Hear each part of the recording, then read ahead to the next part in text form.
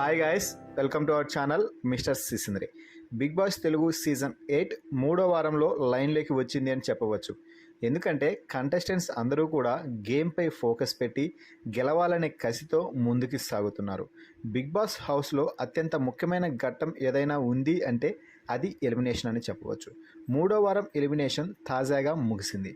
మూడో వారం నామినేషన్స్లో భాగంగా అభయ్ నవీన్ ఎలిమినేట్ అయ్యి బయటకు వచ్చేశాడు. చీఫ్గా ఉన్నప్పటికీ సెల్ఫ్ నామినేట్ చేసుకొని నామినేషన్స్లోకి వచ్చిన అభయ్ ఆ తర్వాత వీక్ మొత్తం బిగ్ బాస్ను తిట్టడమే పనిగా పెట్టుకొని ఏ టాస్క్లో కూడా సరైన పర్ఫార్మెన్స్ అయితే ఇవ్వలేకపోవడంతో చివరికి ఎలిమినేట్ అయ్యి బయటకు రావాల్సి వచ్చేసింది. ఇక బిగ్ బాస్ హౌస్ నుండి ఎలిమినేట్ అయ్యి నాగార్జునతో కలిసి బిగ్ బాస్ స్టేజ్ మీద తన జర్నీ వీడియో చూసుకొని హౌస్లో ఉన్న కంటెస్టెంట్స్తో మాట్లాడి చివరికి వెళ్ళిపోయే ముందు బిగ్ బాస్ బజ్లో పాల్గొనాలి. ఇది ఒక ప్రక్రియ. బిగ్ బాస్ బజ్లో మనసు విప్పి హౌస్ మేట్స్ హౌస్లో ఏం జరుగుతుందో, ఎవరి బుద్ధి ఏంటి అనేది చెప్తుంటారు.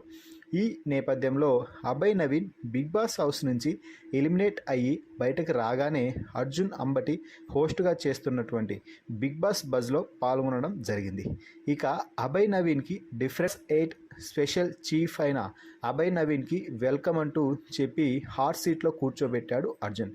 స్పెషల్ చీఫ్ అని ఎందుకు అన్నాడు అంటే అభయ్ నవీన్ కేవలం 3 రోజులు మాత్రమే చీఫ్ పదవిలో ఉన్నాడు.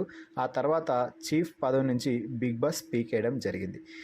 ఇక నిఖిల్పై నీ అభిప్రాయం ఏంటి అని అడిగితే నిఖిల్ చాలా పద్ధతిగా గేమ్ను డిజైన్ చేసుకొని ఒక ప్లాన్తో అడుగులు ముందుకు వేస్తున్నాడు.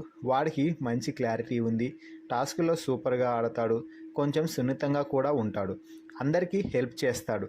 కానీ సోనియా అంటే మాత్రం పోసుకుంటున్నాడు హౌస్లో అంటూ సంచలన వ్యాఖ్యలు చేశాడు అభయ్ నవీన్. అయితే నిఖిల్ హౌస్లో సోనియాకి బానిస అయ్యాడు అంటూ అందరూ అనుకుంటున్న సంగతి తెలిసిందే. ఇక